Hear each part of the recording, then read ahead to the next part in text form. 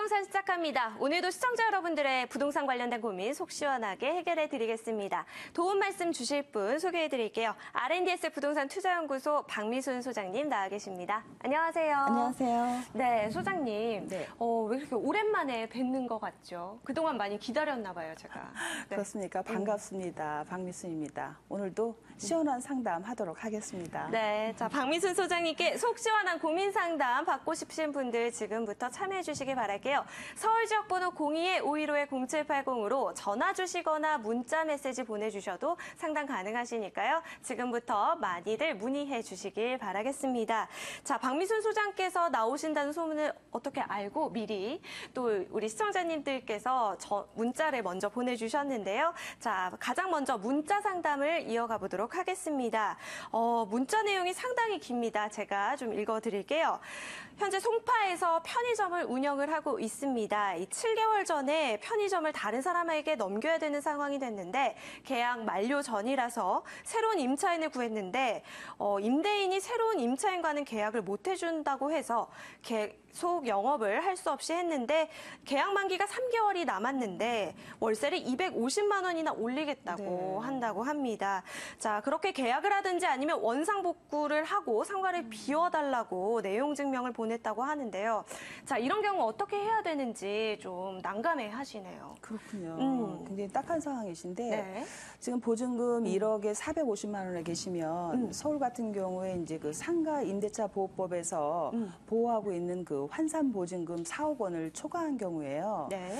그렇기 때문에 이제 이런 그 법의 허점을 이용해서 임대인들이 그 임대료를 사실 그 어떤 법의 제재 없이 많이 올릴 수 있는 그런 상황이거든요.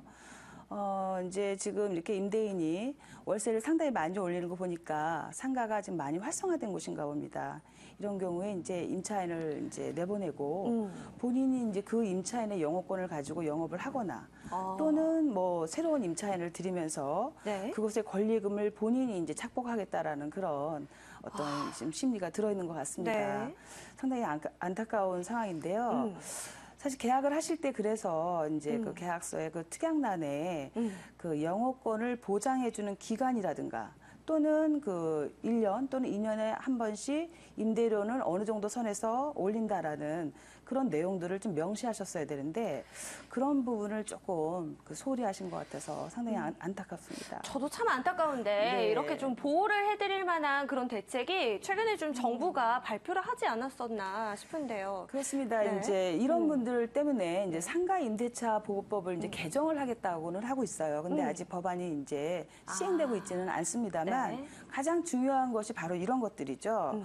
이제 계약 만료 후에 임대인이 그 임대료를 이렇게 마구잡이로 올리지 못하도록 계약 기간 중에 이제 영업권을 5년간은 그 보장을 해주겠다. 예전에는 뭐라 그럴까 환산 보증금에 제한이 있었어요. 네. 그런 환산 보증금 이내에 들어와야지만 5년간 보장이 되었지만 이제 법이 개정이 되면 환산 보증금에 상관없이 또한 그 임대인이 그 바뀐다 하더라도 5년간 영업권을 보장해주겠다라는 것이고 또한 그 내 영업권 기간 내에 그 임차인이 지정하는 새로운 임차인과의 계약에 임대인이 협조해야 된다라는 의무사항도 넣겠다라는 것입니다. 그래서 만약에 그런 것들을 이제 거부하거나 한다면 임차인이 임대인에게 손해배상 청구를 할 수 있는 그런 내용을 담겠다라는 것인데 네. 아직 그 법안이 통과되지 않고 있어서 좀 안타깝습니다. 네. 자, 법안이 모쪼록 좀 빨리 글쎄요. 처리가 돼서 네. 좀 피해를 입지 않도록 보호를 참 많이 해드리기를 좀 바라는 마음입니다. 좋은 소식 저희도 함께 기다리겠고요. 더 도움이 필요하시면은 다시 문자를 주시거나 이 전화로 상담해 주시기를 바라겠습니다. 자, 이어서 이번에는 전화가 걸려와 있었다고 하는데요. 우리 시청자님 전화 상담 도와드리겠습니다. 안녕하세요, 시청자님. 예, 안녕하세요. 네, 반갑습니다. 네. 우리 예. 시청자님 어떤 부분 고민 도와드릴까요? 제가 회사 대표님 집을 알아봐야 되는데, 대표님이요? 예, 네. 인천 지역의 부동산에 관한 정보가 없어가지고 전화를 드렸어요. 제가 시누이분의 그 집을 알아보는 것까지는 상담을 도와드렸는데, 좀 독특한 경우인데, 자, 어떤 지역을 좀 알아보시고 계시나요? 예, 일단은 저희 대표님이 네. 외국계 회사인데요. 아. 1년에 6개월 정도 한국에 머무르시거든요. 네. 그래서 인천공항에 가까우면서 네. 편의시설이 잘 된 곳으로 40평대 정도 된 아파트를 알아보고 있거든요. 오, 그렇군요. 예. 자, 좀 살펴는 보셨나요? 그 부분을? 아니요, 아직 없고요. 네. 지금 현재로서는 송도가 어떨까 하고 생각하고 있는데요. 아, 네, 알겠습니다. 박미순 소장님께 좀 도움을 요청해 보도록 할게요. 우리 시청자님 어려운 임무를 맡으셨어요. 네, 시청자님 예. 안녕하세요. 음. 네, 시청자님이 지금 많이 긴장돼 있나 본데. 어.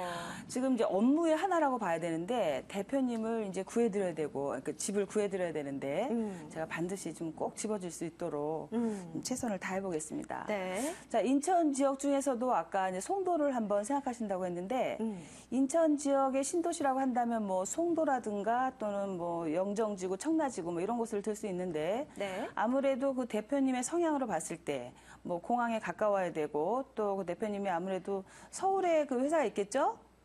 예, 예, 그러니까 서울 출퇴근도 가능하셔야 되니까 그런 교통 또 편의시설이 갖추어진 것이 송도일 것 같고요. 네.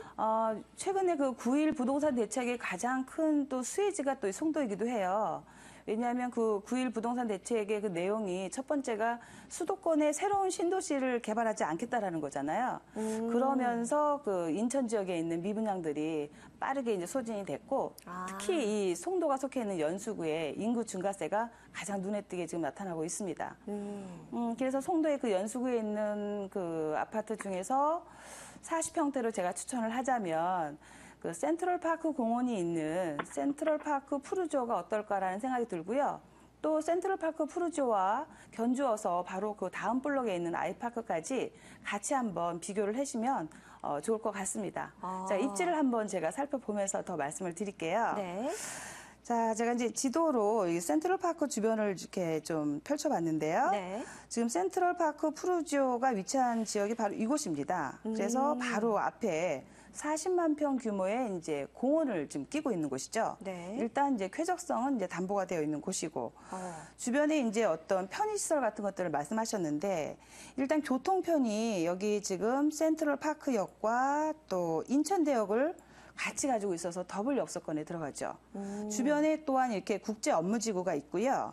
또한 여기가 중심 상업지역인데 이런 뭐 업무지구나 이런 것들이 많다라는 거는 이 안에 지금 현재도 롯데 뭐 백화점이라든가 현대백화점과 같은 쇼핑몰들이 들어와 있고요.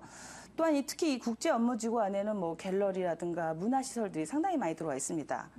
그리고 이 센트럴파크 푸르지오 바로 이 뒤쪽으로 이 국제학교도 있는 게 볼 수 있을 거예요. 네. 그래서 이 반경 내에 지금 보시면 뭐 교육이라든가 문화 또는 상업, 업무 이런 것들이 두루 갖춰져 있기 때문에 네.